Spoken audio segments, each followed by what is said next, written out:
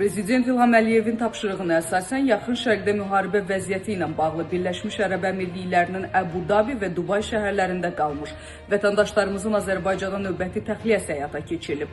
Bu barədə Xarici İşlər Nazirliyi ilə məlumat verilib. Bildirilib ki, son bir neçə gün ərzində Birləşmiş Ərəb Əmirliklərindəki səfirliyimizin və Dubay şəhərindəki baş konsulluğumuzun müvafiq səyləri nəticəsində ölkəmizə geri qayıtmaq niyyətində olan vətəndaşlarımızın siyahıya alınması həyata keçirilib. Daha sonra vətəndaşlarımız diplomatik nümayəndəliklərimiz tərəfindən ayrılmış xüsusi avtobuslarla Omandakı səfirliyimizin də əlaqələndirilməsi ilə Oman hava limanına aparılıb və Azərbaycan hava yollarının xüsusi təyyarə reysi ilə Azərbaycana yola salınıb.